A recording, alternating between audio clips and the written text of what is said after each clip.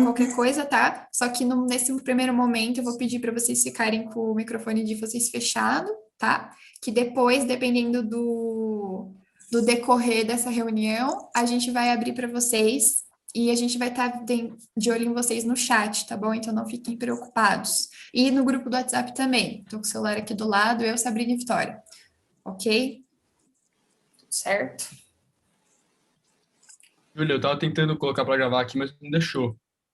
Ah, fica tranquilo. A Sabrina colocou para os membros da liga. Então a gente grava, porque a gente está em 16, então vai ter 16 gravações. Então uma vai ter que dar certo, mas fica tranquilo, não precisa gravar não. Perfeito, obrigado. Imagina. Bom, então, todo mundo pronto? Vamos começar então. Pode ir, amiga, vai na fé. Kathy, we're ready for you. Okay. So I'm going to start with a brief introduction. Okay. So I'm going to start recording just a minute. Okay. So hello, Kathy. How are you? I hope you're okay. Very good. Yes, I'm Julia, one of the Academic League presidents, as I already told you. It's very nice to meet you and to have you here. We're looking forward to meeting you, and we are very, very excited that you're here, and we're very thankful that you really accepted our invitation. Okay? Very much. So firstly, I would like to start by apologizing for any mistakes that I may commit during this conversation, because I'm really nervous and excited. So sometimes, and I tend to speak really fast. So if there's anything you don't understand, please ask me again or ask me to talk more slowly, and I'll do that. Okay. I'll do that for you. Okay.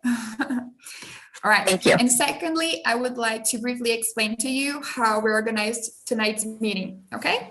Okay. All right. So tonight our meeting consists in two parts. In the first part, Sabrina and Rafael, our collaborating members, will ask you the questions formulated by them and the members of the league. Okay. And the second part, Victoria, the other president, will read the questions of our participants for you. Sorry, I'm nervous. And after that, Leticia and Marjorie will read some of the comments that they left you in our formulary that we did.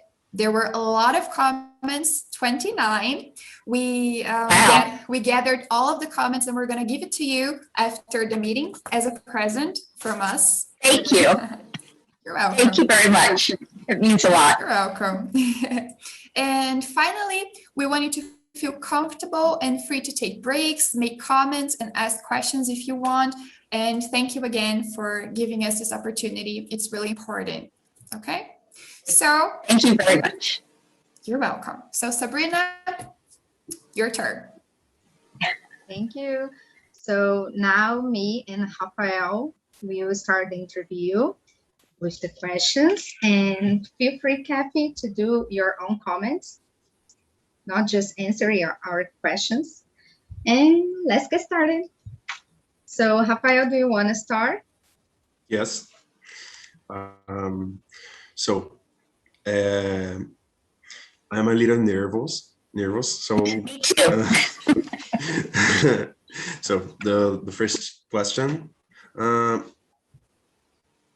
how was it for you to return to the crime scene to help the police during the investigation, and which feelings come up at the moment? First off, I'd like to thank Sabrina for reaching out to me and inviting me to join you today. I'm very honored and very humbled that she did ask me to join you. I went to the Chi Omega sorority house where I was attacked twice. I've been there twice over the years. The first time I went was right after I left the hospital in Tallahassee. After the attack, I was in intensive care and then had my room. On the way to the airport, I lived in Miami from Tallahassee, Florida, which is about 9 hours away. South Florida and North Florida, Tallahassee and North Florida. I was taken back to the sorority house because the police wanted me to look on the dresser or look around my room to see if anything was missing. Because a lot of time when there's a perpetrator and he does attack or is at a scene, he'll take something as a prize. And they wanted me to look to see if there was anything missing. I was scared to walk back into the room. I had a police officer on each elbow, taking one by one step for me. I didn't know what to expect. I just was nervous. When I walked into my room, I looked around, and there was the black finger dust paint powder, where when they take fingerprints and test them.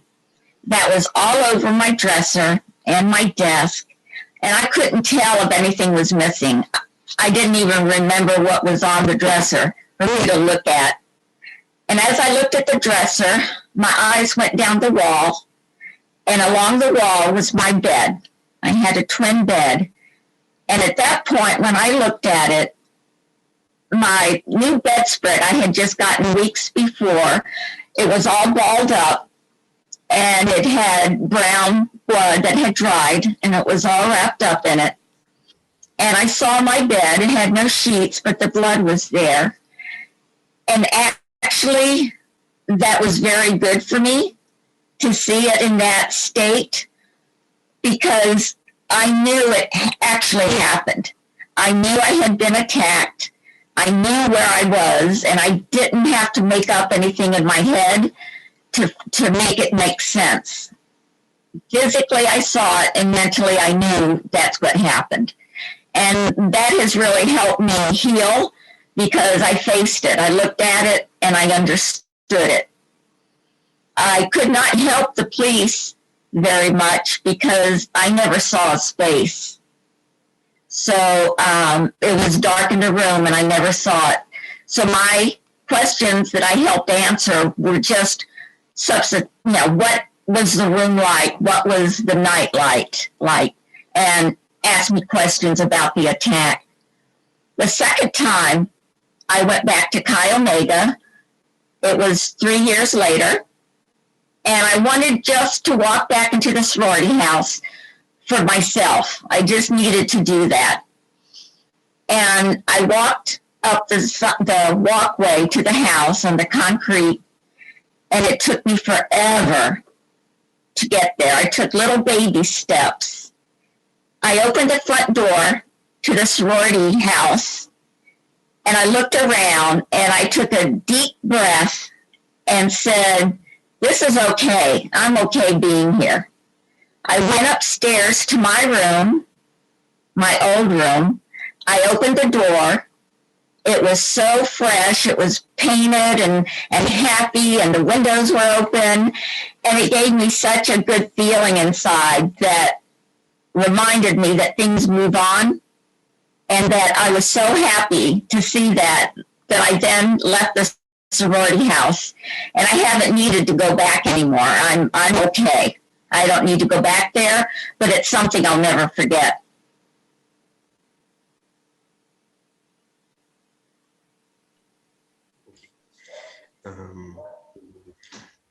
So the next question.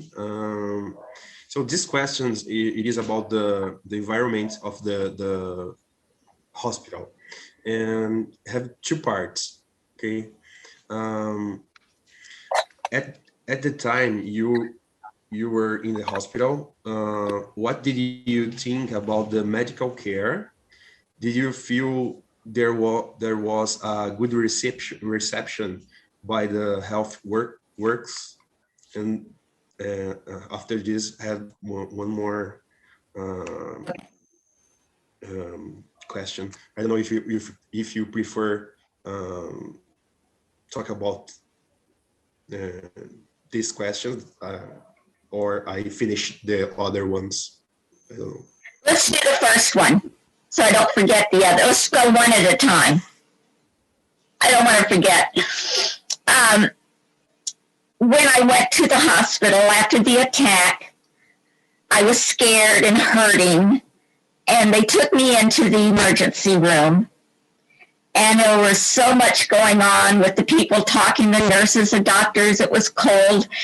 And I remember there was one nurse that came to me, and she stroked my forehead, and she put the hair off my face and just touched me so gently. And so for sure, I looked at her and I saw this sweet smile on her face. I'll never forget that. As scared and everything as I was, she comforted me to a point of I could go through now. I didn't still understand everything, but she calmed my spirit down. She calmed me down. And all the nurses that took care of me were wonderful. I just was very happy. As much as I hurt and was scared, each of the nurses and the doctors just made me feel special. They came in and they took care of me, and they called me by name, and I was, all bandaged up. My face was all bandaged, and yet they took care of me, and again, just kind of stroked my hair and talked to me and asked if I needed anything. It was a wonderful experience by the nurses in the hospital. Good. I'm happy to hear that about the nurses, that you have a good experience. So yes. You already talked about the nurses, but I will finish the question. Did you get to notice the nurses' work, and do you believe that nursing has helped you somehow through your recovery? So you talked about already. I don't know if you want to say something else. I'd like to say more about that. There was one time I was in my hospital room, and I was laying there, and I had trouble breathing. I had the bandages around my face, and I was so uncomfortable, and my mouth was so dry. One of the nurses came in and gave me a humidifier and put it next to my bed, and it just felt so nice, and I kept wanting to put my head in it. And she adjusted it, and it was the nicest thing. Just to feel that water and that mist on me, just that helped immensely. And all the nurses seemed to try to help me. Little things that they could do, make sure, I had my legs lifted up on the pillow, and, they sat me up when I needed to. And oh my gosh, they were so helpful when I had to use the bathroom.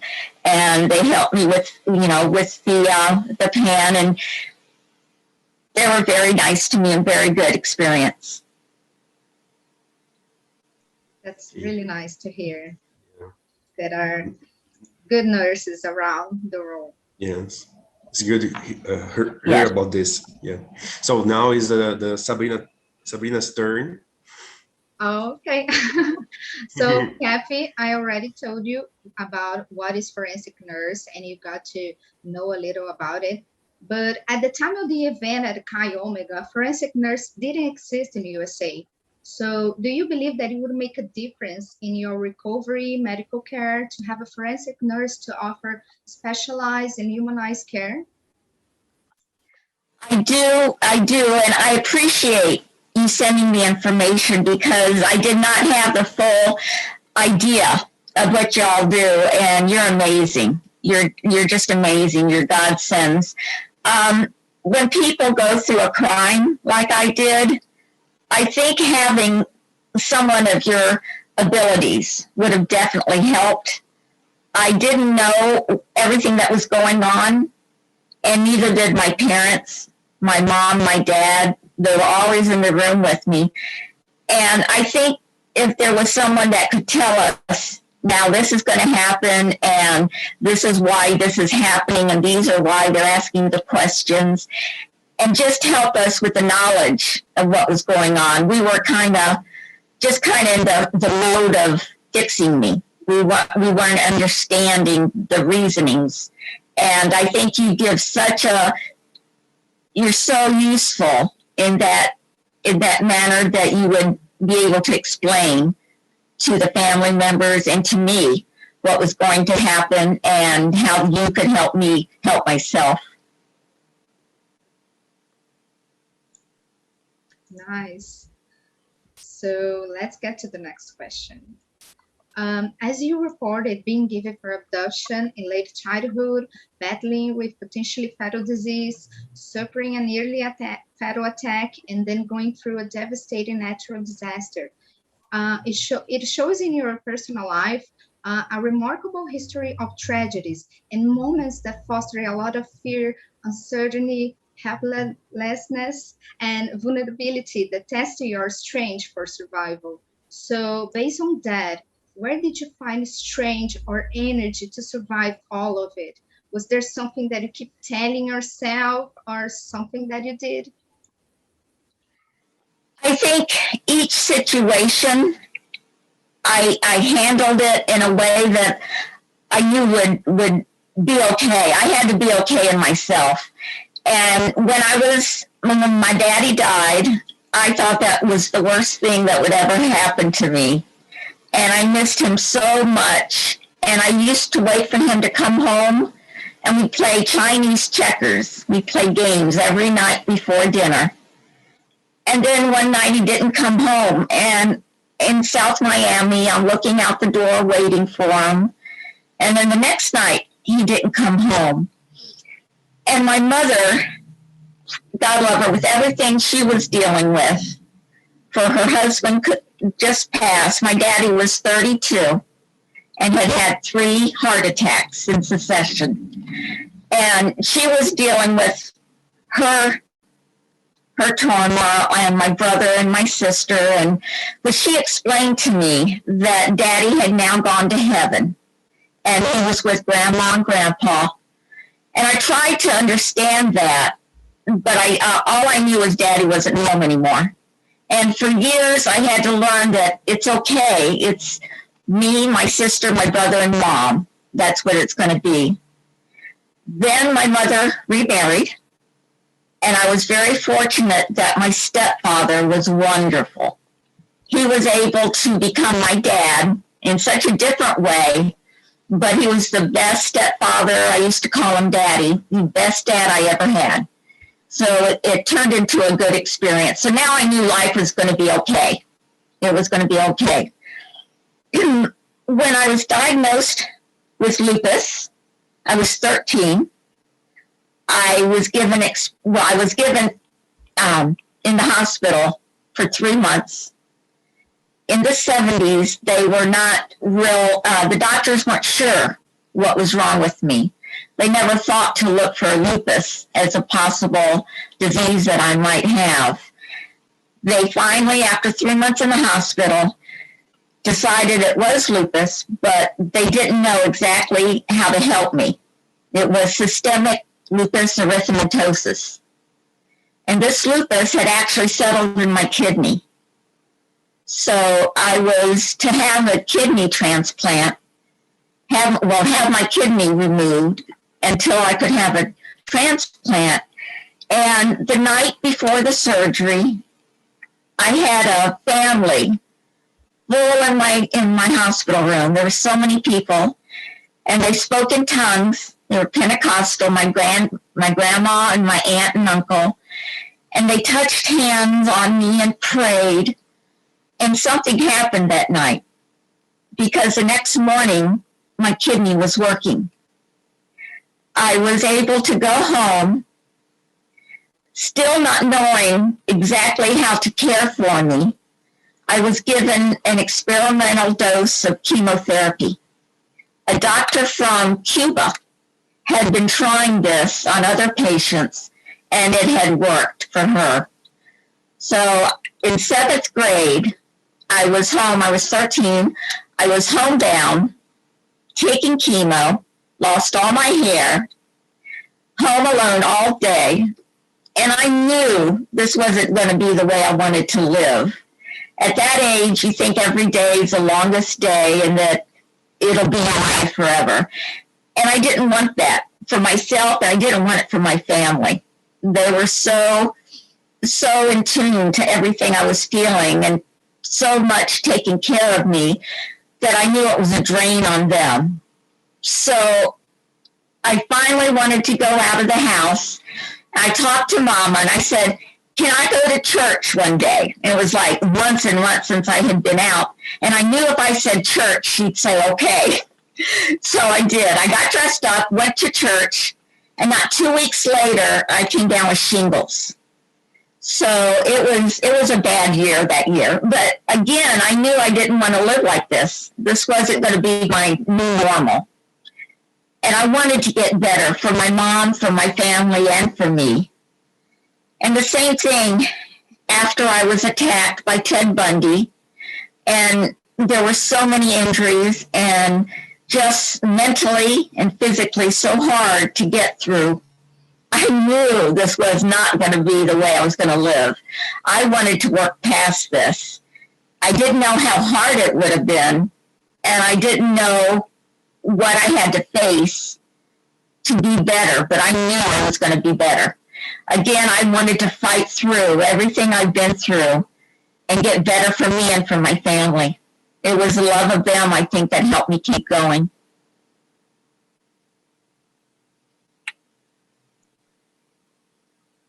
God, Kathy, I mean, I don't know how it is like to get through all of this. It's just, I'm really amazed by your resilience, by your courage. Really, I'm really impressed. Thank you. And so, do you feel that you were pre-wired to have this strength, or it was something learned as things happened to you? Good question. I think it was learned because each time I felt I was in a difficult situation, either with the breast cancer or the miscarriages or everything I've been through, each time it's been different. But each time I've learned a little bit more of how to take care of myself, that my mental health was as important as my physical health. So I think it was more of a learned response than a pre-wired, because if I hadn't had any turmoils to go through, I don't know that I would be as strong as I am now. So I think as each thing happened and as I persevered and got better from it, that it made me stronger. That's good. So now it's Rafael's turn. Okay. Kathy, how can your experience contribute to the perspective transformation of other victims who have gone through similar situations and haven't yet reached this active position of empowerment?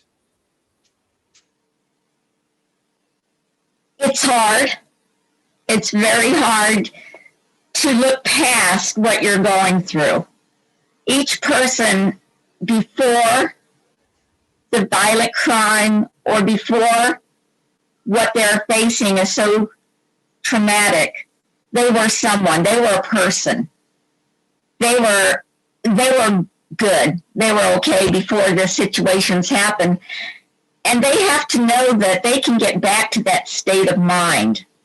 It's hard. It's a lot of perseverance. And you have to know you want to. And that's the main part. You have to do it for yourself. And you don't need to crawl and hide in a little room and be afraid of the world. That's not going to get you better. That's not going to help. I think if you're in a little room, you have to start by opening a window and take it baby steps to get better. But you'll always have this. It will always be a part of you, whatever you've gone through. But it doesn't have to make you who you are. You make yourself, and you just baby steps to get through it. And just know there's something better out there to go for. And you have to strive to get there. Thank you. Yes, for sure. So next question. So Kathy, reading an interview of you with Tori Telfer caught my attention, the excerpt that you joke with your husband in the bookstore, the true crime session, the fact that you were present in Ted Bundy's story that had a great worldwide media repercussion. It made me think that nowadays you might not see the situation as a trauma trigger, but see it as a way to reframe your own story by looking at your personal history as a social contribution to other victims of similar crimes. Do you agree with it? Yes, yes. Going back to going into a bookstore with my husband, I go over to the true crime, and I'll open a book, and it always has my name in it when it's tied to Ted Bundy. And I'll say to my husband, look, I found a book with my name in it. Go find one with your name in it. And he said the first time or two was funny. We've been married 31 years now, 31 long years. No, he's wonderful. But he says it's getting old now because I keep doing it. I think it's funny. But I think that anyone can have a trigger that affects them. My triggers become smaller and smaller now. By talking and sharing my story, it heals me. It helps me feel better. And I think that if people can talk about what they're feeling or what they're afraid of or what they're looking forward to, I think talking and putting words to your feelings instead of keeping them inside has helped me so much.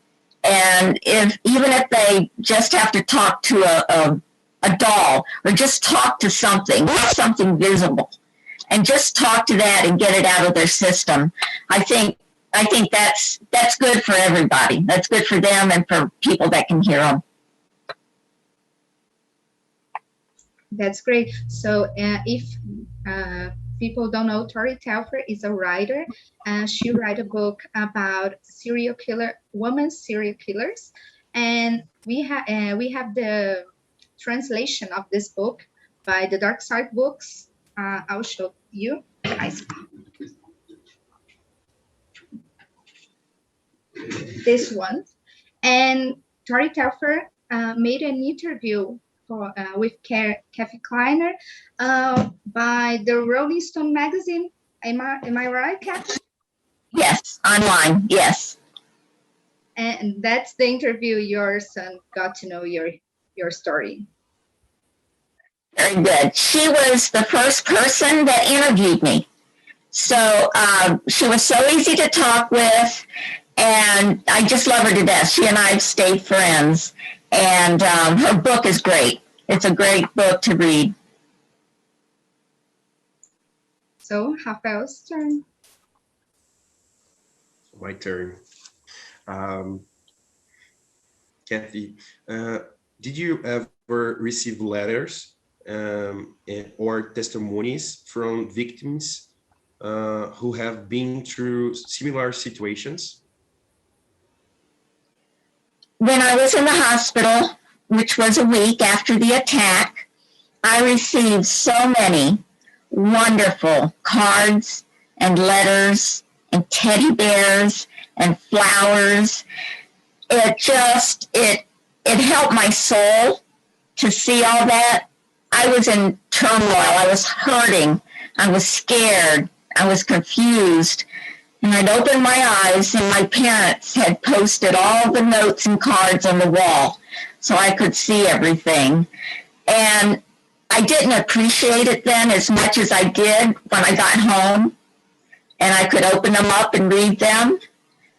And there was so much of people sending me love and telling me that it would be okay and that their stories were something that they wanted to tell me. And it was so interesting to see how people of other crimes actually reached out to me and tell me it's going to be okay.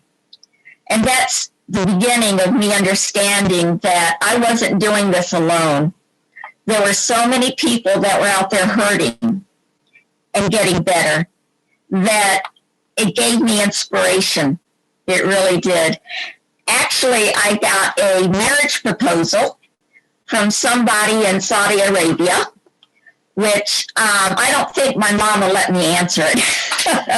But I remember that card very much. But it helped a lot in my situation to have those cards and letters. Thank you. Another question. How do you evaluate the impact and dimension of your protagonism in the event for society? I think people can flourish and help themselves and be productive and know that when they do something good for somebody, they're doing good for society. They're perpetuating that feeling. And as long as society, we have positive people doing good things, even if they had bad things happen to them, this is going to help them feel better, and people will see the goodness in their heart because they really understand that being healthy and being good is important because they've been through something other than that. Okay, thank you. You example of the positivity, so I understand why you it is so I forget the word. That's okay. Say it in Portuguese. Porque que ela é exemplo para muitas pessoas. He's saying that he sees why you're such an example for everyone and a lot of people. Yeah.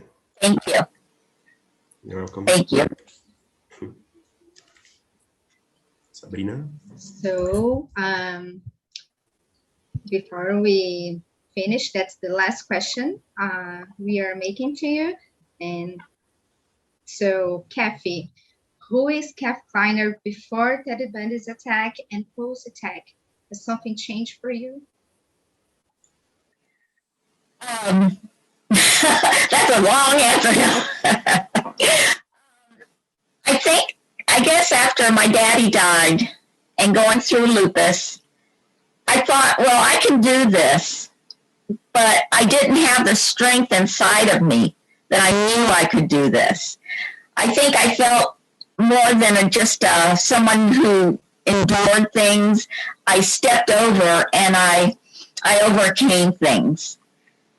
After the attack from Bundy, it did take me a while to get through mentally and physically the things I needed to do to heal myself. I was surrounded by friends and family, and they couldn't help me on some things. They just had to watch me work through it myself. I look forward to what tomorrow brings. I healed through exposure, I guess. When I was, after I was attacked, my jaw was broken in 3 places. It was shattered, and I now have pins that were put in my jaw. When I was sewn up and my jaw was wired in Tallahassee, it had been put off a little bit. The joints were off, so I had to have it rebroken. And it was wired shut for 9 weeks. And during this time, I had a lot to think about and a lot of healing to go through. One of the things that really started to bother me were men. This was a man that came into my bedroom where I was safe, sleeping at night, and he attacked me. And I didn't know if another man was going to attack me, if I turned around. If anything happened, do I know this man? Is he going to attack me? And I didn't want to live my life that way, looking over my shoulder or being afraid. When my mouth was opened up, when it was unwired, I ended up going to work at a lumber yard.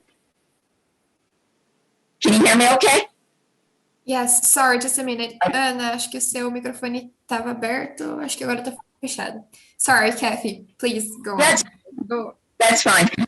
Am I ready now? Go on? Okay. After I decided that I was afraid of men, that I was uncomfortable around them, men I didn't know, I went to work at a lumber yard in Miami, and I figured that's where I'm going to see the most men that I don't know in the quickest amount of time, because I think every person that came through there was a contractor or construction worker, and I worked at the cashier, and I would take care of them with, do their transactions.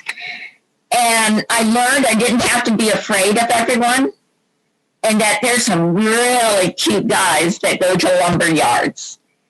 And after a couple of weeks, I didn't need to work there anymore. I wasn't afraid of who was going to come up behind me. Every man wasn't going to hurt me. And I got over it by exposing myself to that. And it really took about a month to work every day and see them. That helped heal me over that faction of being afraid of things. I think everything I've been through, I have a image in my head of how I want to make it better. So I was afraid of men, and I wanted it to be better. I didn't want to live like that. And so I worked at the lumber yard, and everything that has happened, I have gone through and mentally pushed over that fear. I live in New Orleans now, and I've been through, after I was attacked, I got married about 6 months later, and it ended in divorce, but it was so soon after the attack. My parents and his parents thought that I needed someone to take care of me, that I didn't need to be alone. And so I went along with the wedding. I was very docile and very mentally needed to be taken care of along that too.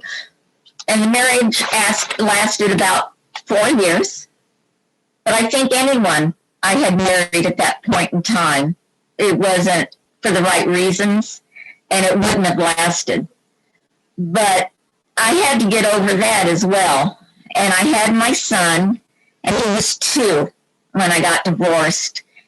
And that helped me learn that I could be strong enough to be a single mom and work and have my own household.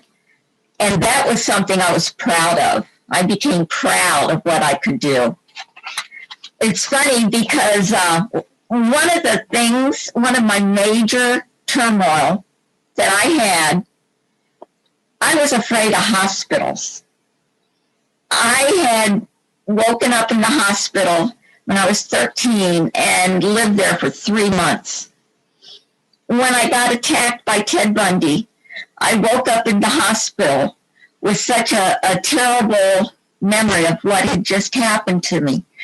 And the nurses were wonderful to me, and I can't get over that I was in the hospital again at that horrible point. And those memories of hurting and being tucked and stabbed with a needle, all those memories hurt. I was afraid of hospitals. When a friend would have a baby or someone needed to be visited in the hospital, I would sit outside on the curb or on the bench and wait for them to visit and then for them to leave the hospital. And then we'd go on. Again, I was not going to live my life like that. I did not want to be afraid of anything, much less going into a hospital. I went to Human Resources, and I got a job in a hospital. I ended up in purchasing, where I took care of handling all the merchandise that came through the hospital. And I worked there 18 years, and it was my best job ever. Hospitals became a wonderful place to go every day. So that was that was a good experience for me. And I think everything, like I said, everything I face and I endure and then I walk over it has helped me a lot to heal. That is great, Kathy.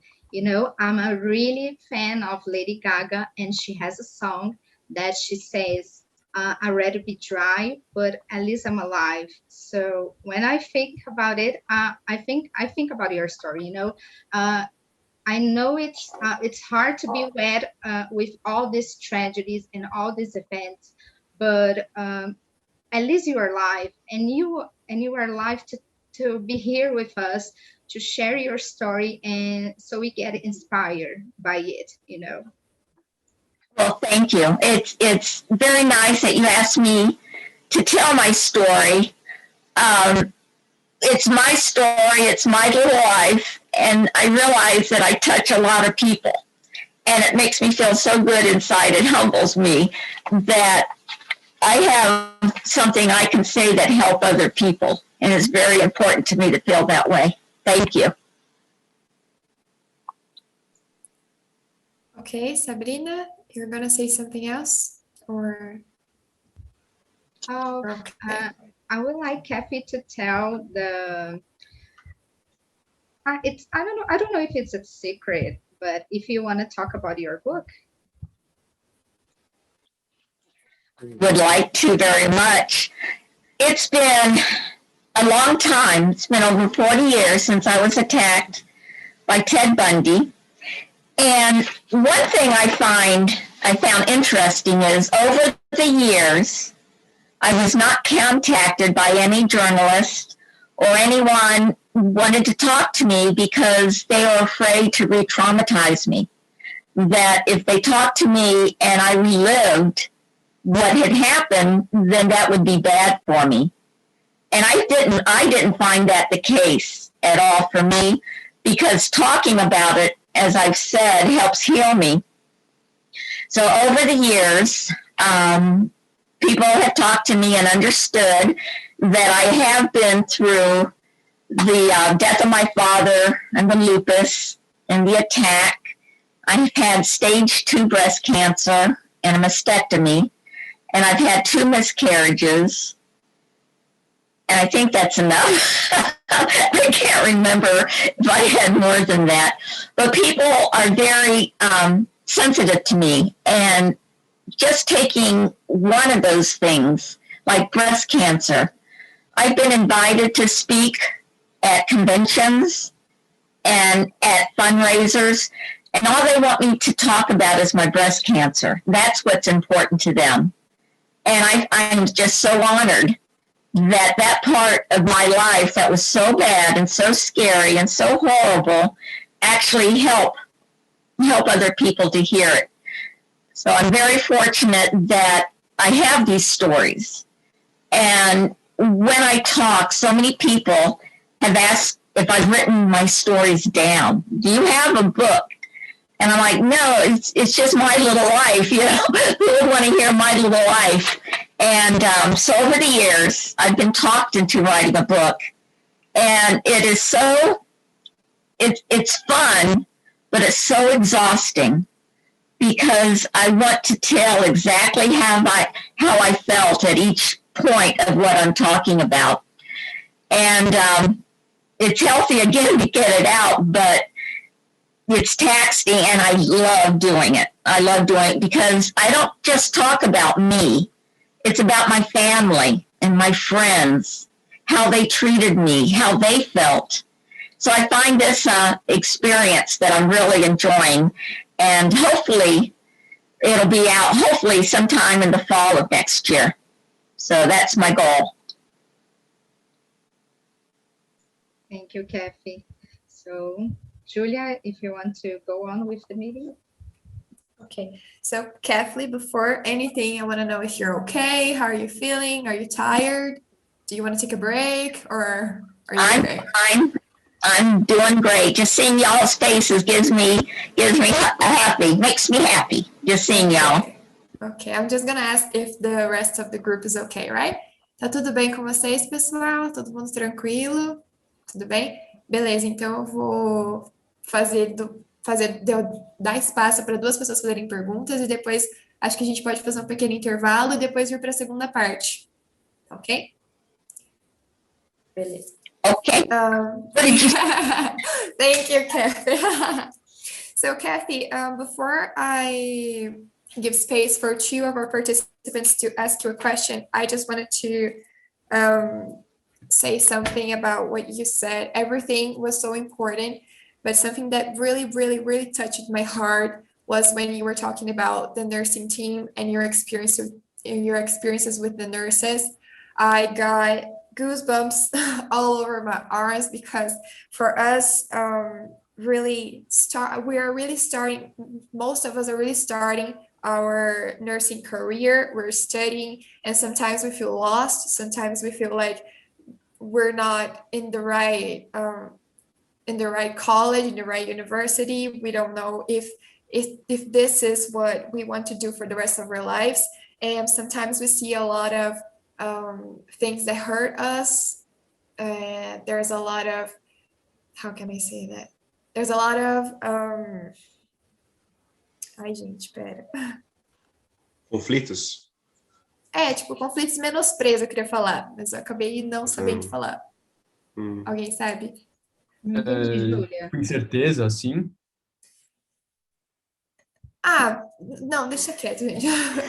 There's a lot of bad Você conflicts falar- between nurses and other professionals on the health work system, and sometimes we feel really, really belittled by everything that happens. And when you say something like that, when you tell us your experience with nurses, and it's so positive and so beautiful, and that we did an amazing job with you, and that we helped you, I'm getting a little emotional here, that we helped you kind of survive through the moment you were living, it just makes my heart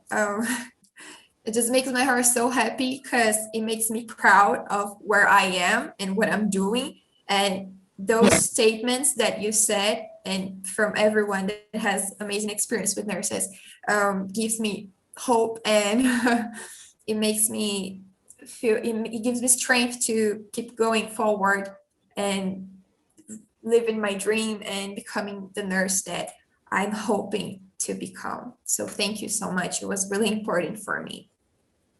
Thank you. And I respect you for choosing this field and persevering. And of course, you're going to have your doubts.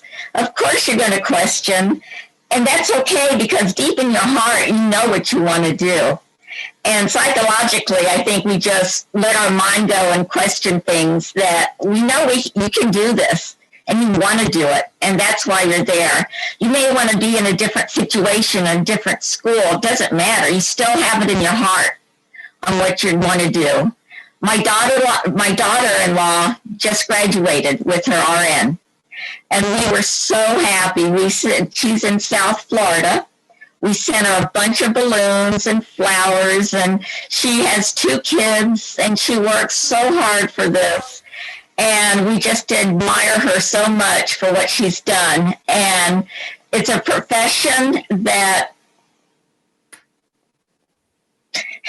has made me feel good at a time in my life when I shouldn't have. They gave me comfort, you gave me solace. You pricked my arm a lot. You gave me a lot of needles. But to have you in a situation where I was first hurt, when someone is sick is when they come to you.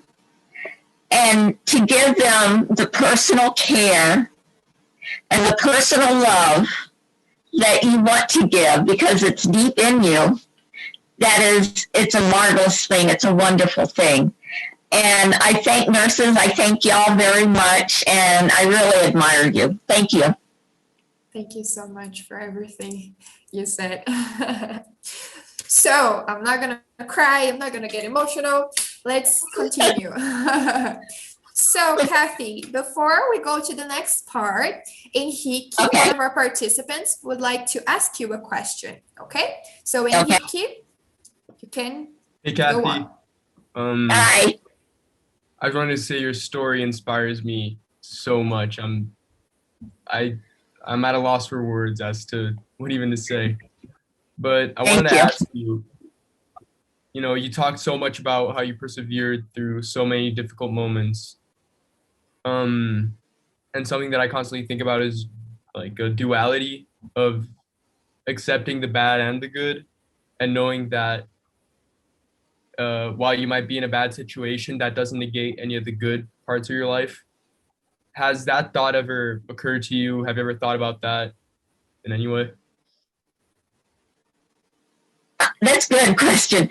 I don't think about it. I don't think when I'm physically going through it.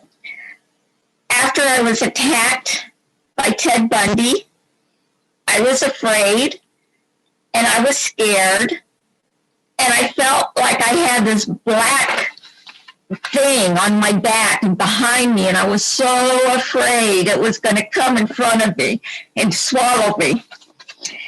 And I was not going to let that happen, but I was so afraid. And in my mind, I made an image far out in the distance. I had a little island. It had one pine tree on it, one palm tree, and one little chair. And I wanted to get to that island so bad because I felt like if I did, I would be okay. And it took me baby steps.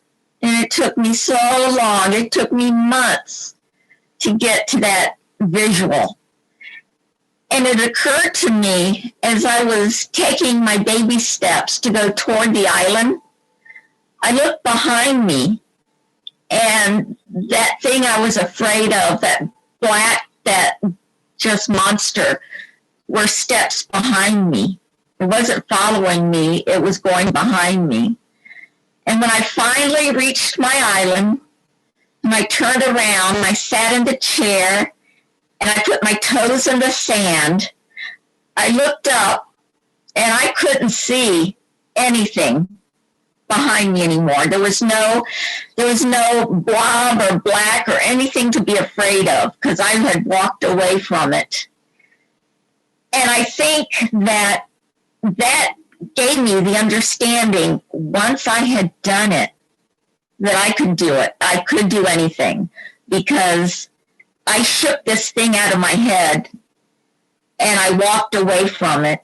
But it was so hard and it took so long to take those baby steps that I'll never forget that. And how good I felt inside when I looked up and that thing I was so scared and afraid of wasn't in front of me anymore. So I feel that mentally I forced myself to get through something, and I knew I could do it. I knew I could do it, but I had to mentally do it. So that kind of gave me two feelings of doing good and making myself feel good.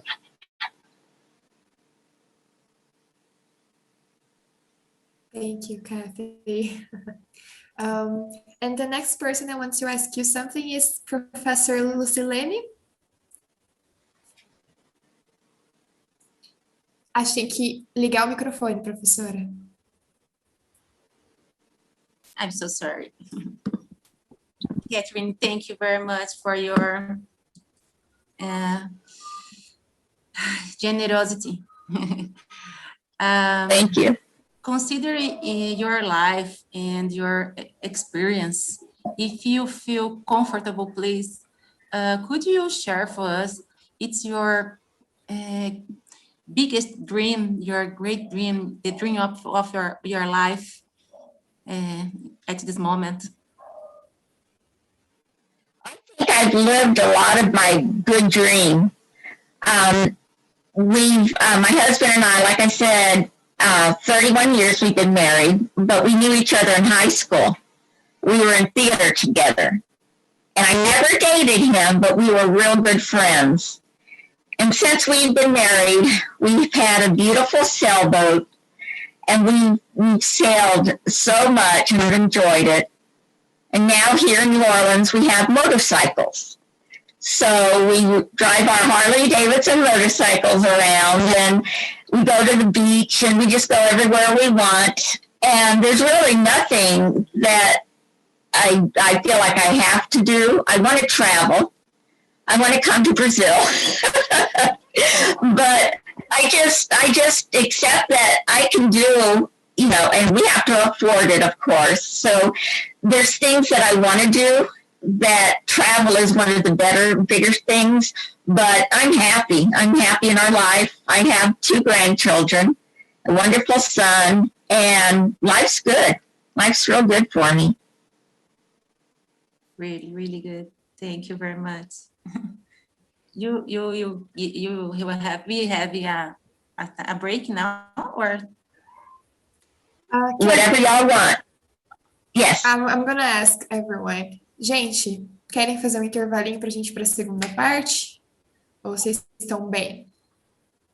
Vamos fazer um intervalinho pra todo mundo tomar água no banheiro. Acho melhor pra gente tomar. Não precisa constranger ninguém, né? Ficar mais à vontade. Né?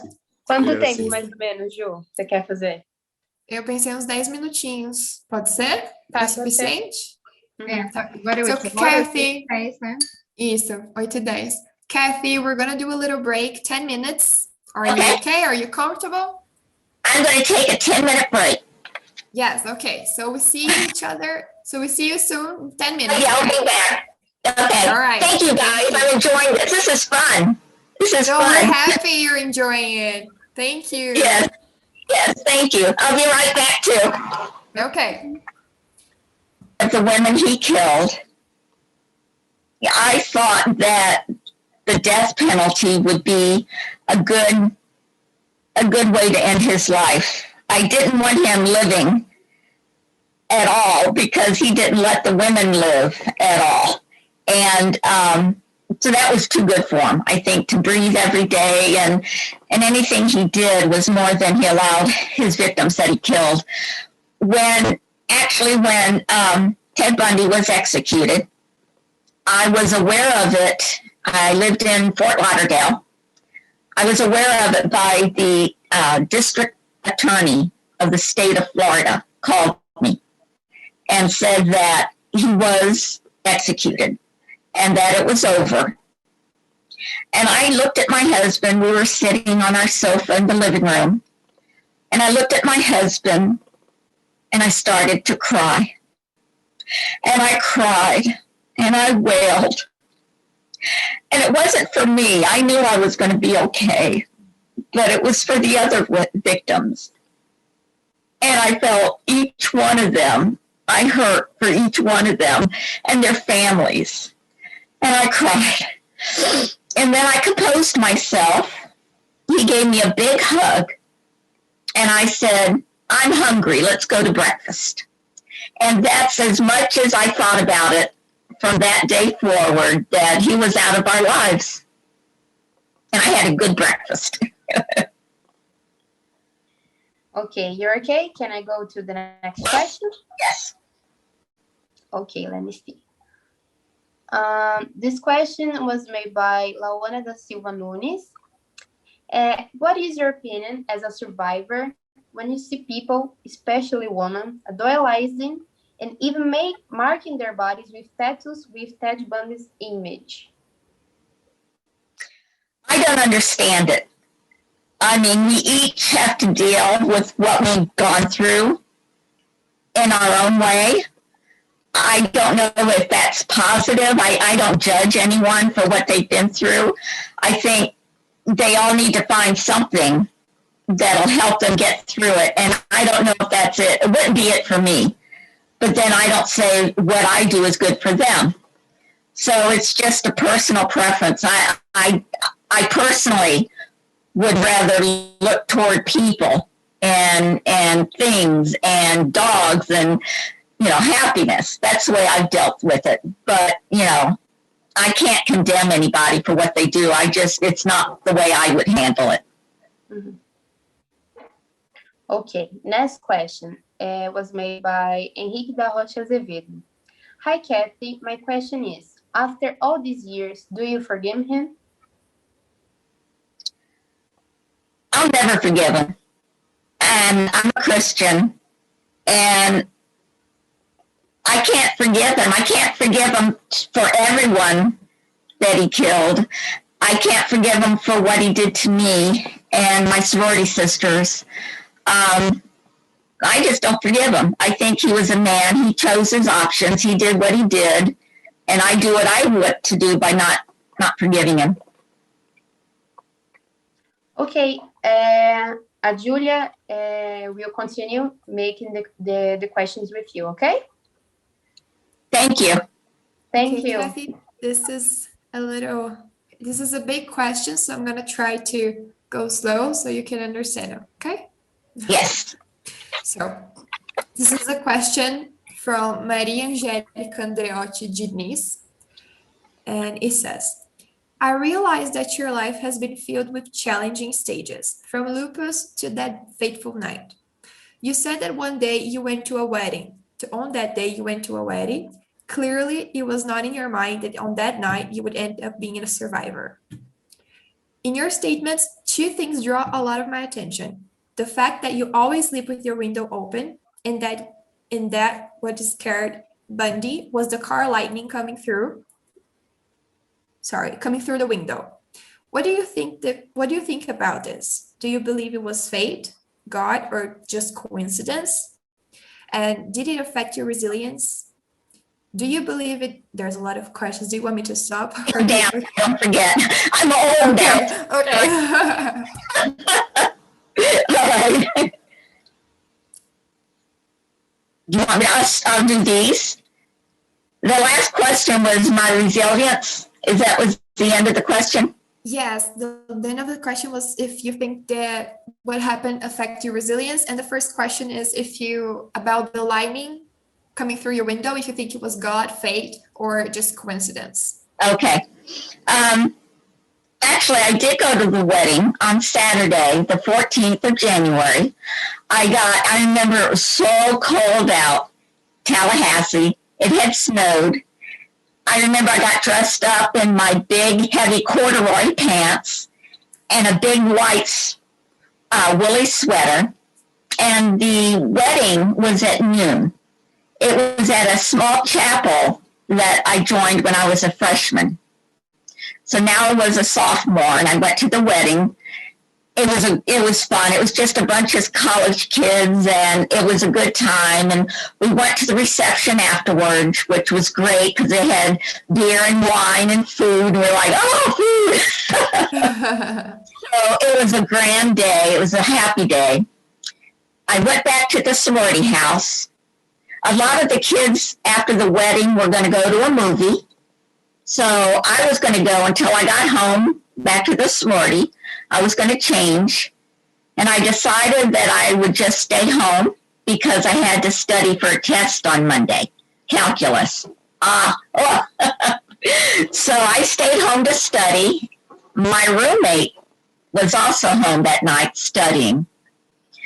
When you walked into my bedroom, we were on the second floor of the building.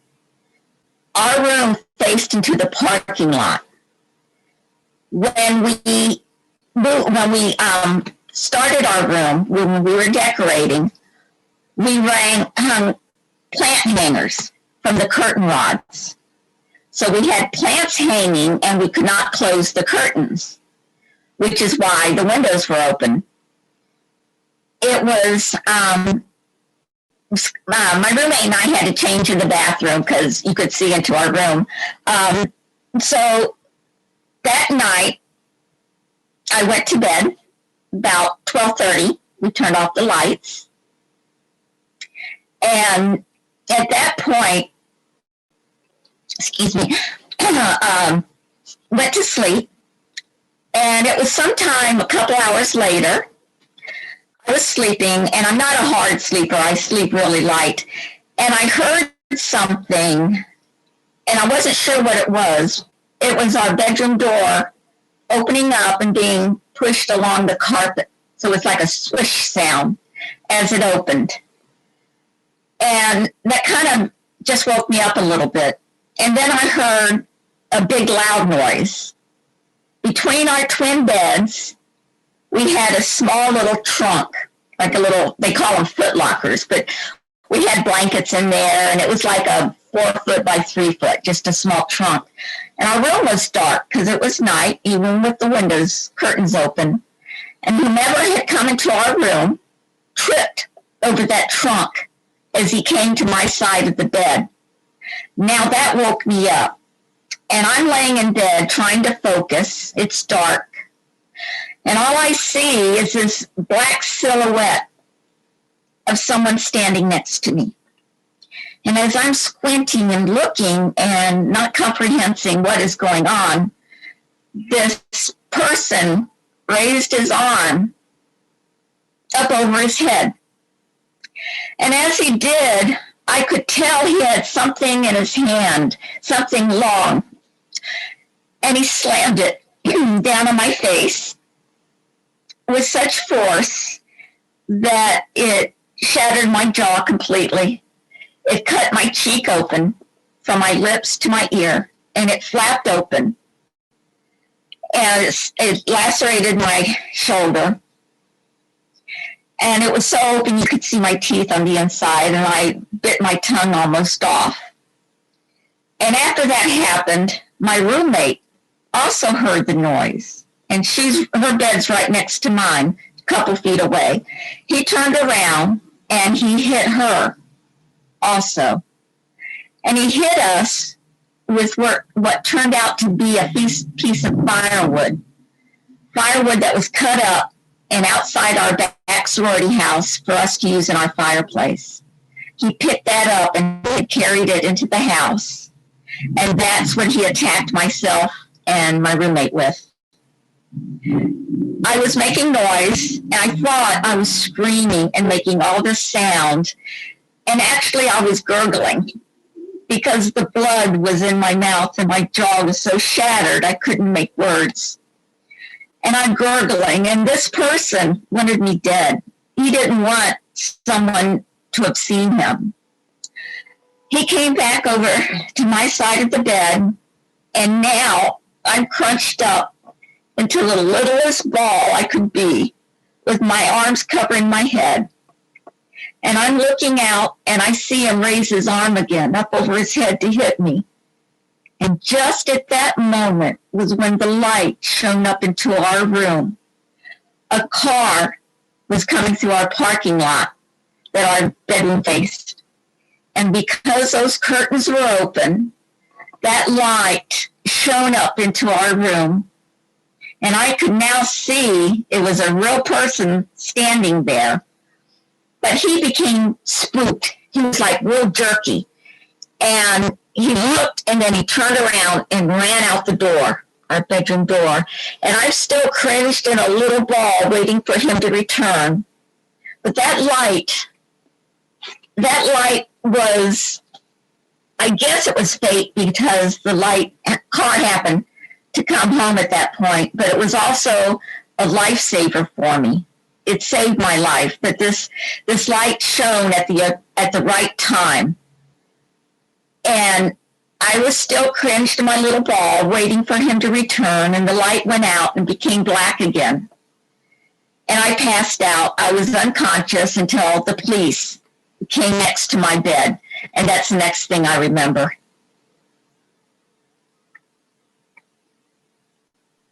Wow, Kathy. I don't even have any words to say. It must have been horrible and terrifying. You must have been so scared that he would come back, that once the light went off, he would come back and finish what he started. So, oh God, I can't even imagine. Something interesting was when he first hit me, it was more like a thud. It was more like just a heavy pressure. It didn't hurt. It didn't hurt at first. And then it really hurt. After that, after a few minutes, it really hurt. And you know what pain is when people try to explain it for yourself. It hurts so bad. It hurts. But in the beginning, it didn't hurt. And I found that unusual now when I think about it, because I would have thought it would, pain right away. But I find that interesting in thinking about it and remembering how awkward. I thought that was.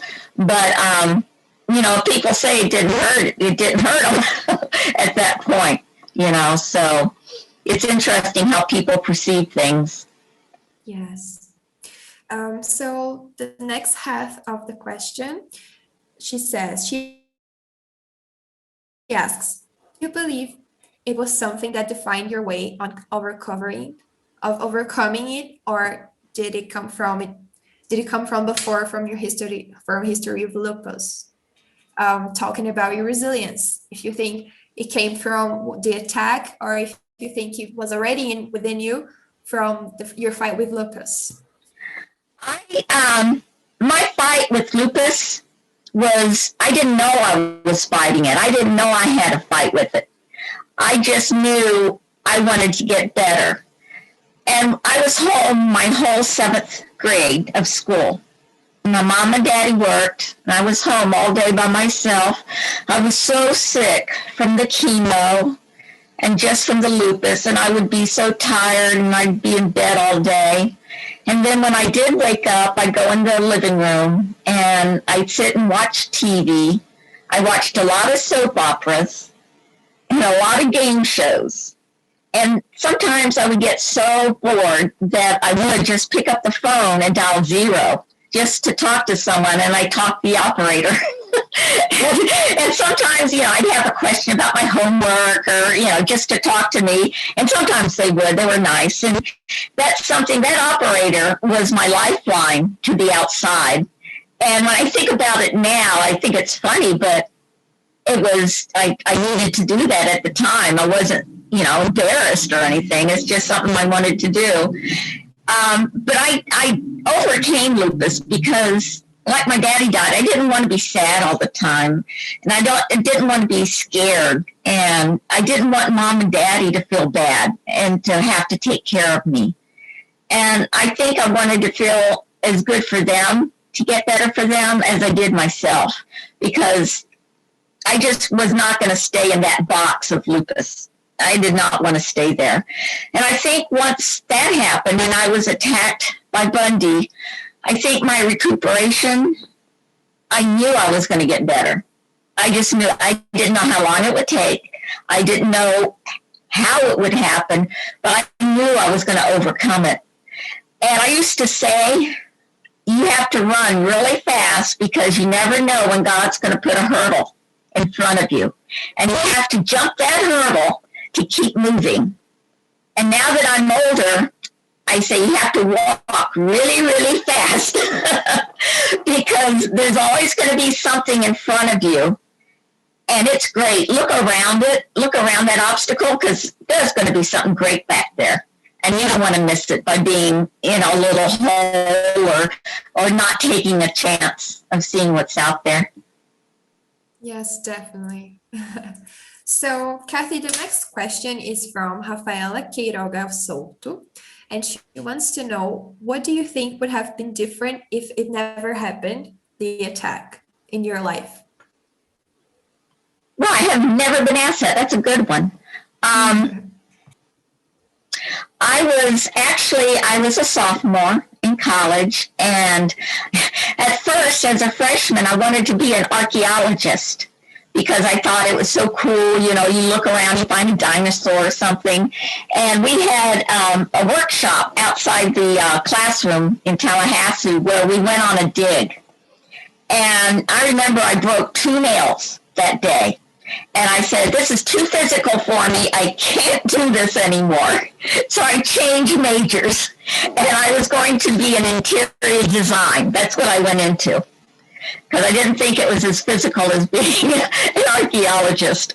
But I think I probably would have graduated with that degree and lived on, got married, you know, just have a happy, normal life. And I think that's all I thought about, you know, just being normal and whatever that was, just go with the flow like everyone else. I think that would be the difference. That's amazing. So, Kathy, the next question is from Camila Alves, and she wants to know, at the time when the terrible thing happened to you, was the police sufficiently supportive to you? The police were wonderful. The police were great. When, right after the attack, they called 911. I had passed out, and when I woke up again, the police were right next to me, kneeled down and talking to me. And I opened my eyes, and I thought again, I am safe. This guy is not coming back. And that's when I could really feel the pain and the knives and the razors and everything in my face. That's when I really realized it, was when I was awake enough to try to communicate with the police officer. That police officer never left my side. He walked with me when I was on the gurney.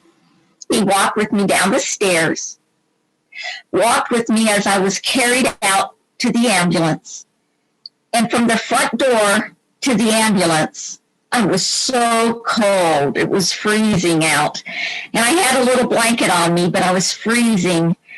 And as I'm being carried, I saw the lights of the fire trucks and the police cars and the ambulance, and they were swirling.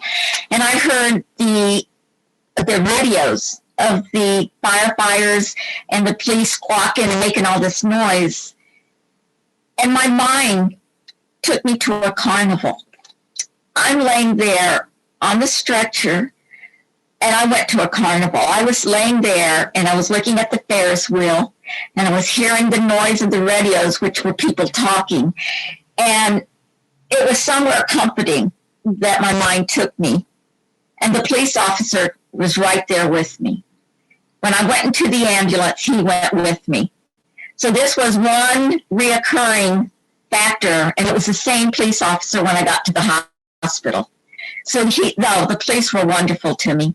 And I do speak to them and let them know that if someone's had a traumatic experience, or if they're scared and they say they're at a carnival, they are at the carnival. Go with it. You don't want to shock them back out. Just, go with what they're feeling. And, it's taking them someplace good. So just go with it. Yes. And then last question is from Ana Forbeci, and she wants to know, after the event, did any of the other surviving victims contacted you? No. I have not been contacted. Sorority sister, I was there for 2 years, and there were about 80 girls in the sorority. When I was in the hospital at first, right after I left the ICU and had my own room, there were cards and flowers and everything. And my parents asked, all the girls were at the door to come in, and my parents asked for some privacy for me. Again, she had been through so much with lupus. And now to have me in this terrible state where the police officers didn't think I would make it, the ones that carried me out on the gurney, didn't think I would make it, that I was so badly injured. And for Mom to have that and to see me, she was so protective that she asked for some privacy. When I went back, I was flown back to Miami, and about 2 weeks after that, I started calling the sorority sisters. And I'm talking like this because my mouth is wired shut. So my mom would say, this Kathy is, and she named someone as Mary there. And Mary wasn't there, so they took the message. And Mary never called me back. So the next day I called and asked for somebody else, and they never called me back. And after a couple days of this, I was crying, and my mouth hurt. And I felt I needed them to tell me I had done nothing wrong, that I had to leave the sorority, and I was down by myself, and they were all together, and they were helping each other heal and get through this together. And I felt so alone, and that I had done something wrong, and they threw me away. But I never got that. I never got that from them, and I didn't need it from them. I didn't have to have their approval or their feelings on me. I had to do it for myself. And I think, again, that's where I don't expect people to fix me. I got to fix myself. And that taught me a big lesson. I had the love of compassion of my family, and that's what helped me heal. That's really sad to hear, actually, that no one contacted you, especially your fraternity sisters, because as the name says, they're supposed to be your Yes. sisters, right? Yes. And do you think that if they had supported you that time, you would have healed a little bit faster? It would have helped your healing process, or to I think- understand what was going through with you? I think so. I think it would have diverted me to what they were saying and doing and being part of that. It would divert me from feeling like I was alone, and I had to heal. I don't think I would have healed. I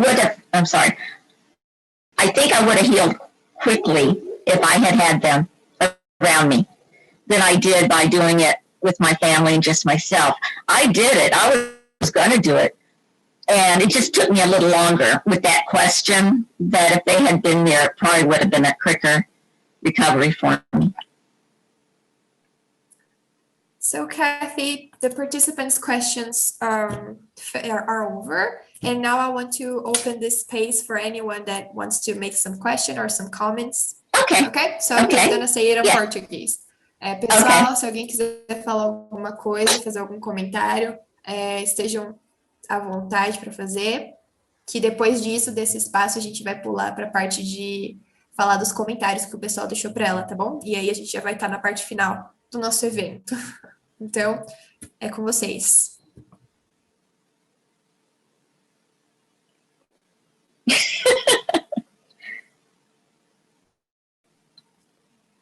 I'm just waiting, Kathy. Sabrina? Hi, Sabrina. I don't know what to say. I mean, when Ted Bundy was attacked you in the Chi Omega, you were the last one to be attacked. Am I right? Because he already attacked and killed Lisa and the other sisters. Right. In the sorority house, he had killed two of my sorority sisters, Margaret Bowman and Lisa Levy. He killed them in their rooms. That's when he came into our room. Our door was not locked, so he just turned the knob and walked right in. And that's when he attacked me and my roommate. And if that light had not shone into my room and he had killed us and walked down the hall, he could have hurt so many more sisters in that house.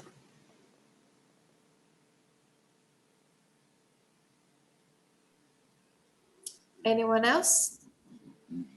Eu quero fazer uma perguntinha rapidinho, amiga. Posso? Claro. Hi. Kathy, can you hear me? Yes, I can. Okay.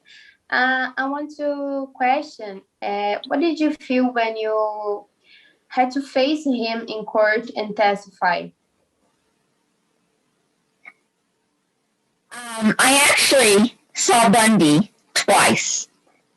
The first time was when I gave my deposition, which is after I was attacked, and the statements were taken down into the court, and then they decided by a grand jury if there should be a case against Ted Bundy.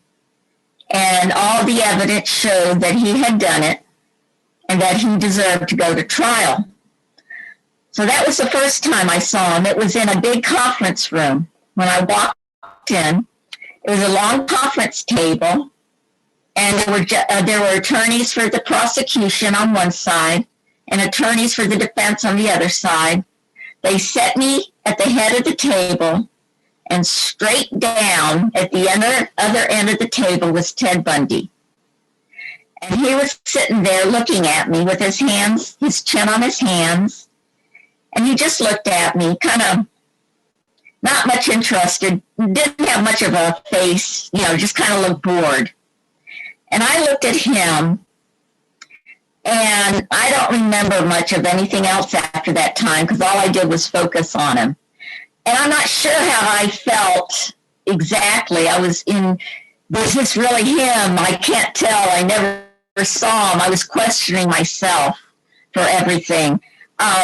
So I was there about an hour. They asked the prosecution and the defense asked my questions. then my mom came and got me, and we left, and I think we went to lunch or something in Tallahassee. So that was the first time I saw him. The second time was at the trial. That was in Miami, and it was a circus. There were reporters and just people everywhere. His trial was the first one in the United States where they allowed the cameras for television in. So there was such exposure at that point that there was so many people around the courtroom. It was my turn to testify. I was in a little room behind the judge's wall. I was in a little room waiting for the door to open and for me to go and sit in the witness stand. And I was scared. I was standing there by myself waiting for the door to open.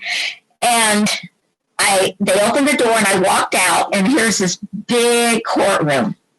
And I'm looking around, and the first thing I see are the jurors sitting on the right of me. And then I look around and I see the prosecution table. And right next to that was the defense table. And sitting at the defense table was Ted Bundy. At this time, I had more thoughts in my head of feeling good, that I felt I was on this side of good and he was on the other side, and we were going to get him. I felt a sense of power, or it's weird to explain that. I wasn't scared. I felt strong. I had a strength in me to be able to look at him. And the only really question, as I was asked, again, I don't remember because I didn't take my eyes off him. Once I saw him, I just stared at him. And the defense asked me a question and said, "Is this the man you saw attacking you in your room that night?" And I had to say, I don't know, because I never saw his face. And I wanted so hard and so much to be part of him being convicted. And I couldn't, because I couldn't see his face. And it even hurts me now that I did not add to his prosecution of attacking me and the other victims. So that was the second time I saw Bundy. And I had more strength in me than I thought I did. Although my hands were clammy and I had dug my nails into the palm of my hand.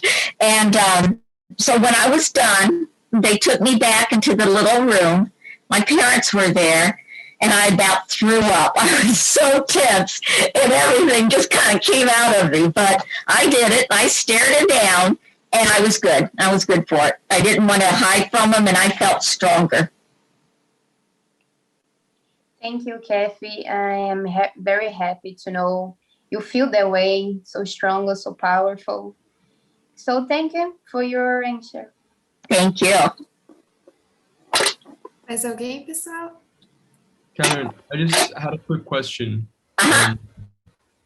During the time of the prosecution, everything, did you have any idea that he had escaped from prison before? And was that ever something that you worried about happening? We knew who he was after a couple of weeks. After we were attacked, he had stolen a car, and he was leaving the state of Florida. That's when they caught him, and I didn't know Ted Bundy from anybody before then. I was in college having, frat parties. And so when they did catch him and they put him together with the Cayo killings, that's when I started to learn about him and read about him. I face everything by learning. And so I wanted to learn who he was and what he was, other than what he showed us. So I read about him, and I did hear that he had escaped. And I don't think that ever crossed my mind, really, that he would escape from Tallahassee. I just never went there to answer. I just never thought about it. I was good. I was okay. And that scared feeling never bothered me. Thank you. Yes. Mais alguém? No? Okay. So Kathy, right now we're going to our finishing part of our meeting I enjoyed today. talking to you guys. Yes. I'm having fun. Yes, we're having fun too, so much. It's such an experience, as I have already told you. We're so thankful. It's an amazing Thanks, Sabrina. Thanks, Sabrina. Yes. It's all her fault. Yes. Thank God we have Sabrina. Yes. So right now we separated a moment to read for you some comments that our participants from the formulary we made left for you. And Okay. they were so cute that we thought we should bring to you. So Thank you. For you to hear that Thank you're you. recorded. Yes. Okay. So right now, just a minute. Pode, Marcela. Marcela wants to ask you a question, and after that, we're going to do That's it. fine. Okay. Yeah. À vontade, Marcela. Obrigada, gente. Desculpa. Hi, Kathy. Hi, how are you? I'm fine. First of all, thank you. I know your story. I read all your interviews and I've seen videos of you. I'm sorry. It's really nice to be talking to you in person. I was wondering how you feel about all these true crime shows coming up now, because it's like a fever. In Netflix and all TV channels have a lot of true crime shows going on, and some of them don't usually focus on the victims, which is really the most important part. There's a lot of glamorization of serial killers as well. So how do you feel about this? I actually have watched a lot. I watched the Netflix when they had the tapes of Ted Bundy. I watched those. My husband and I watched one session one night. I actually stayed up and watched all the rest of them, all three at one time. I was so out Bundy. Oh my God. I was so over. But I wanted to see the way it was, the way they showed him. Actually, the producer of the Netflix Ted Bundy tapes called me and asked me what my feelings were about the victims. And he had a lot of bad things said, that he did not portray the victims in the tapes, and what my feeling was about it. And I thought a minute, and then I thought, it was his tapes. It was Bundy's life. It wasn't a place for Bundy and the victims. So to me, just having the tapes about him was true. That's what, if we wanted to hear that, that's what it was. Then I said, well, now you can make tapes about the victims. But I had no problem. I didn't see where we fit in to the tapes. So that was the producer. He also asked me to watch the other movie, the latest movie that came out. And I said, we'd watch it. He sent me a link so that Scott and I could watch it at home. So before anybody else saw it, we were watching it. And then he called and asked how I felt about it. And I said, well, it showed Bundy when he was going to attack someone and when he killed someone. But you didn't tell who that someone was. Like, her name was Caroline. She was, 20, and she wanted to be a nurse. They never told us about that. And I mentioned that. I said, you had victims, but we didn't know who they were. But at the very end, where the credits roll, at the end of the movie, he did list all the girls' names. And I told him that was very nice. That was very good that he did that. But by asking me, I said, I think you could have made the victims that they actually showed he killed. I think you could have given them their personality and their voice. So he said, thank you. And that's the way done it. But all the true crime stories now, I watch a lot of them. You know, I watch Say Yes to the Dress and some of those other series I like. But yeah, I watch them, and they do talk a lot about the serial killer or the killer, because that's what the story's about.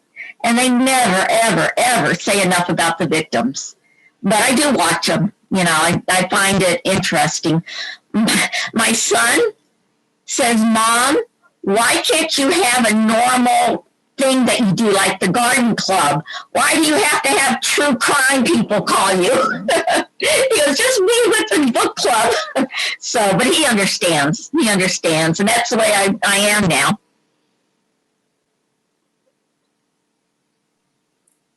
Anyone else before we continue? Oh, okay. So right now, Kathy, we're going to read you the comments, okay? Okay. So you're welcome. So who will be reading for us will be Leticia and Marjorie, okay? Hi, Kathy. Hi. Hi. Before I start reading some of the messages that we have for you, I just want to say thank you. It's really amazing to hear you, hear your story. You're such an amazing woman. So it meant a lot for us. So thank you. Thank you so much. Okay, so the first message that we have is from Marcela. And she said, you are so brave. Can I have like 5% of your courage and strength? Thank you for the lessons, for everything you shared, and for showing me that we can overcome anything. Yes, that's nice. Thank you very much for that. And the second message is from Lawana. And she said, thanks for sharing your story with us. I wish you all the best and never stop being the warrior that you are. Very nice. Thank you. Y'all gonna make me cry. So the third message is from Rafaela. And she said, congratulations for talking about this subject, as it helps to understand the victim situation even in the long term. Keep defending the cause and helping us to help others. Very nice. The next is from Amanda. And she said, I would like to say that despite the traumas this left you with, you are a very strong and victorious woman. I admire you a lot. Yeah. Oh, I'm really going to start crying. You're so sweet. Thank you. You deserve it. You really deserve it. The next one is from Beatriz. And she said, you are a survivor with a very amazing life story. I really admire your strength to go through everything you went through. I can't imagine how hard it was and still is for you. Thank you for sharing your story with us. My pleasure. And Glenda said, I'm glad you are well and that you are here today living your life. And life's great. Life's great. Yeah, so that was the message that we had for you. You deserve all of this. You really are a truly amazing woman, and we're really glad to have you here. It was truly amazing. Thank you so much. Thank you. It's all Sabrina's fault that she got me here. She's wonderful. I appreciate it very much. So before Sabrina finished saying her considerations from tonight event, I just want to say again that we're very glad, thankful, happy, excited, and this is a once-in-a-lifetime opportunity. We're really happy that you accepted to be here with us tonight, and that we had this opportunity to learn and to get to know you better and your story as a survivor, as a woman, as a fighter. And I hope you really enjoy and like the gift that we're going to send you with all the comments. They're really cute. I can't wait. They're really cute, and they're really beautiful message left for you. And we did that with all of our hearts, hoping that you would have a little bit of us with you. Yeah. And that you remember us. Yes, I will. When I come visit, I'm going to see all of you. Please. I'll be staying with Sabrina. Yes. You are already invited. Thank you. Yes, Y'all come to New Orleans. Y'all come to New Orleans too. Yes. When you come, you definitely need to go to University of São Paulo in Ribeirão Preto in our college. and Yes. talk to us and to everyone that was so excited about this to get to know you. Thank you. I wish and hope someday I'll do it. Thank you. Definitely. So thank you so much. Sabrina? Yes. So as Julia said, the doors are wide open for you here in Brazil. So you Thank are you. very welcome to come visit us, come visit our College of Nursing, get to know everybody here and share your story to more people. You know, here we are 30 participants, but it would be a pleasure if you could share it to as many people as possible. Well, I appreciate that, and I'm so, I can't think of the word. I'm so happy to have learned your profession more and to understand what you do and how important it is, and how that one nurse that saw me that night in the ER happened to be the bride that I went to her wedding. She took off her wedding gown and put on her scrubs because she had to work that night in the ER. So when I looked up and she was stroking my forehead and I saw that smile, just little things like that just kind of passes over your heart. And everything else, I was scared and hurting, and just having that one nurse touch me so gently, that meant the world to me. It really did. And y'all do such a great job, and thank you. Thank you very much for being here for everyone and the great job y'all do. I really respect you. And I'm sure I learned a lot from you, and all people here did the same. We learn a lot from you, and I'll take this for life. You know, as a nurse, as a human being, I'll take this lesson for life.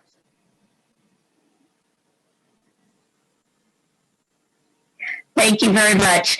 I'd like to just say, y'all work with the victims, and before, during, and after. And I'd like people to know that when a victim goes through something, no matter what it is, that they don't have to always stay a victim. They can turn into being a survivor and thrive in their life. And it's going to be hard because it's been hard, but the outcome is worth it. And Bundy took me on his journey. He was taking me down his journey of hell. And I ended up with love and compassion and strength. I turned it into my journey. And now I'm living my journey. And he wasn't going to beat me. He was not going to take me over. So his sick, ugly, terrible journey became my wonderful journey in life. And I'm very lucky. Oh, and let us know when you release your book. I want a book. You got it, girlfriend. Very good. Professora, quer falar alguma coisa? Alguém mais? Can I try to say something? I would like just to say thank you very much. You are a wonderful woman. We are very and have you to have this time with you. Then thank you. It's a wonderful woman. Thank you, and we all are. We all are wonderful. You're welcome to come to Brazil. See you soon. We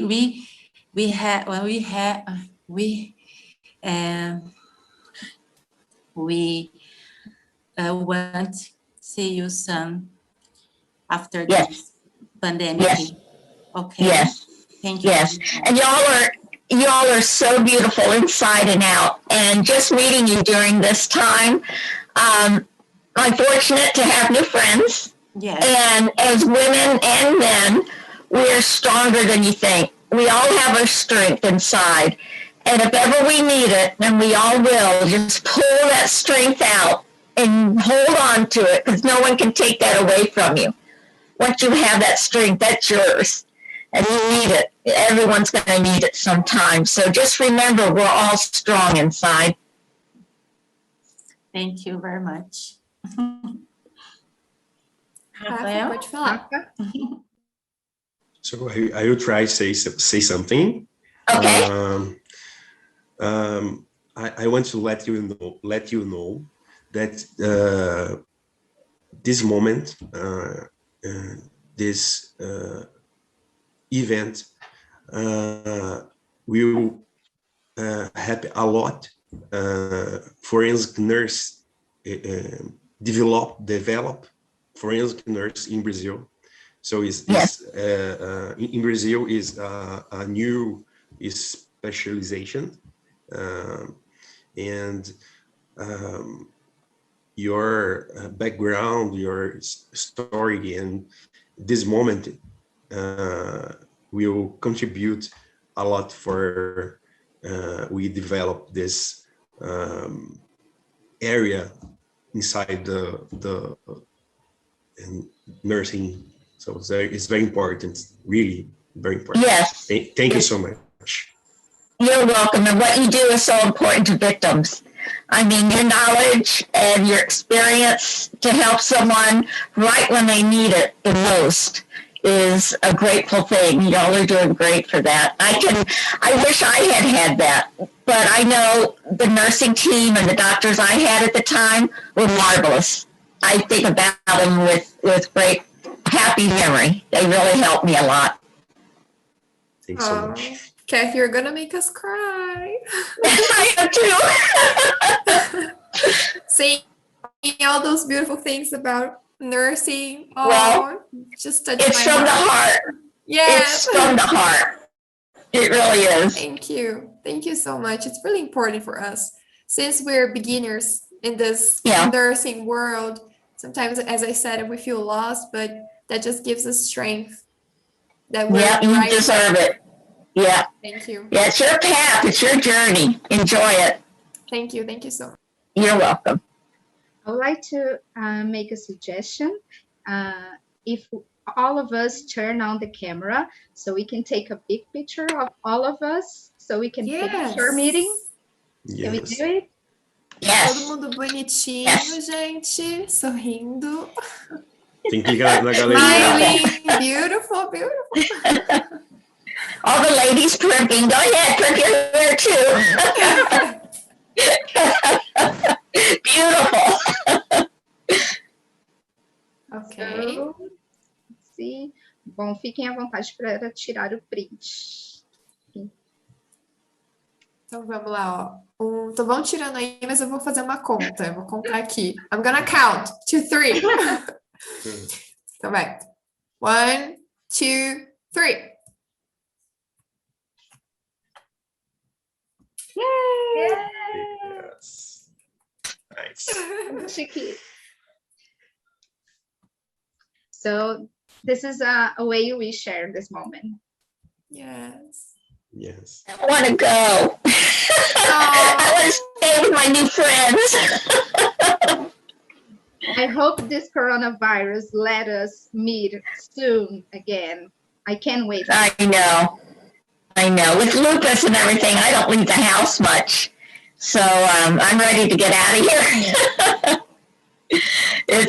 I'm ready. I'm ready for Brazil anytime, as soon as we can. Yes. A good destination. Is there something you want to ask us? I can't say enough how honored I am for your profession and how I didn't even know the scope of it. I just thought of it as, nursing in a hospital, but I mean, you have so many more avenues that y'all get into, and it's just, I showed that to my husband, and he was reading it going, I had no idea, how much you help so many people in different ways. And I just think it's great you got into this, and that's your field. And there's so many more things you kind of gotten into, different specialties. But for y'all to get into this one, it's true love and dedication. Thank you so much. I don't even know what to say anymore. Just thank you. This is so special. Well, y'all are special very much. You don't get enough recognition. I'm going to take this and show it to everybody. I'm going to take that information and help share it because y'all deserve it. You don't get enough recognition. Yes, we don't, unfortunately. But we're trying to change that. We're trying to fight this and get Well, the you're starting here. It's starting in New Orleans. Yeah, we're all going to New Orleans. Yes. I don't know who you are. I was talking to Marcela, Cappy, and I realized that we are the first Brazilians to talk to you. Can you believe that? No, yeah, you are. That's so cool. You're my first and best. Yeah, for sure. And this is really special, you know? Well, you're special. I can't thank you enough for reaching out to me and for asking me. And, you know, it's so cool. It's so cool. I don't get to do as many interviews as I want to just because, you know, busy in the book and everything, but I'm so glad that you reached out and I answered. And it was meant to be, darling. We're meant to be friends. We're new BFFs. Thank you, Kathy. You're so kind and sweet. I'm really happy for this night tonight. Yes, I know we're both nervous. I'm not nervous. Are you nervous anymore? Oh, a little bit. You know, my English is a bit rusty. You know, I was kind of nervous. My English would be terrible, but I think you understood me. Yes, all of you. I mean, I'm impressed. I'm impressed. I wish I spoke more than one language. My mother was Cuban, and my sister and brother were first generation Americans, and she wouldn't let us speak Spanish. She wanted us to be American, so it's been difficult. I was with my grandparents a lot, and they didn't speak English, you know, so I understood what they were saying, so, but y'all speak great. I'm impressed, and it's very nice. I was so afraid I couldn't understand you, but y'all very good. Thank you for speaking so well to me. We're really glad that you were able to understand. They were all nervous. They were really, really nervous. Well, you're great. Thank you. Everyone was very good. I appreciate it. Yes. I just hope you could understand me okay, since I don't have the, I have Southern accent, but I really tried not to use it. No, but tried to stay good. We understood you very clearly. It was definitely perfect, really. We had no problems. And after that, we're going to translate all this interview. So the people that cannot understand so easily would be able to definitely understand and have this experience. Thank you. That's very nice. Thank you very much. Very nice. Very nice to meet you guys. I really enjoyed it. So time to go now. Oh, okay. Or do you want to say something, Kathy? Feel free. This is your time, you know. I just send kisses all night. Yeah, I can't say it enough. I thank you, and oh yeah, I can do that.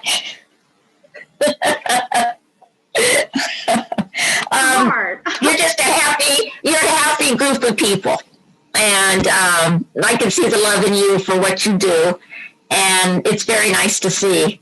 It's very nice to see. Y'all are just starting out into what you're doing, and the possibilities are so great for all of you, and to help victims, especially when they need it.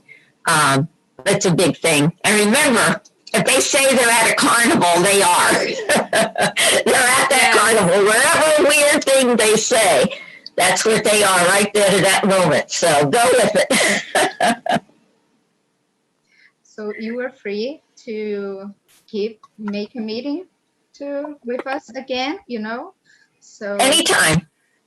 Just anytime. You can find me, girlfriend. That's amazing. Well, thank you. Y'all are beautiful, and you're inside and out beautiful. And, you know, I so wish I had someone like you to care for me then, more and all, just to explain things more. You know, not just the physical, but, you know, the understanding would have been, like I said, very good for my family. So I know you do help a lot more than just the victim. And that's cool. Very nice.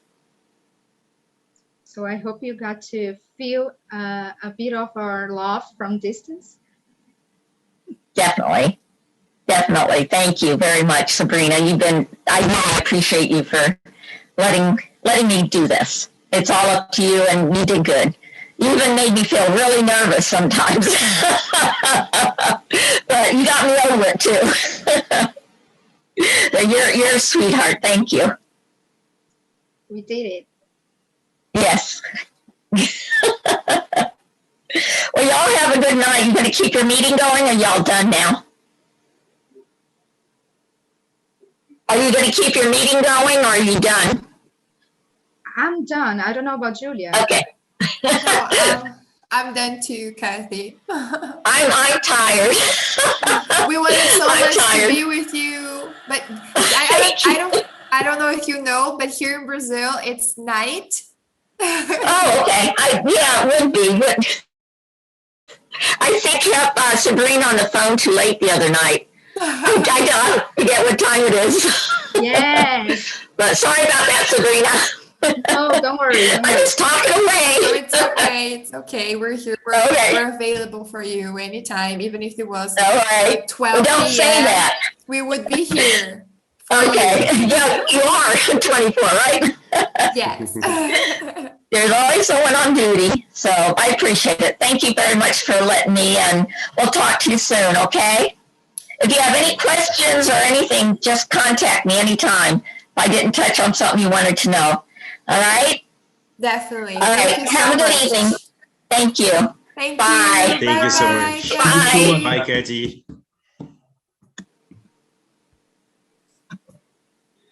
Bye.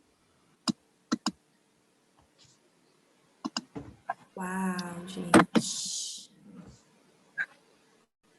Que coisa, que algo especial demais, né? Que pessoa incrível, meu Deus. Gente, incrível. Caramba, que noite. Gente, Sério? não. É inacreditável, né? Muito. Gente, Perfeito. esse Que eu vou exemplo, gravar né? tudo.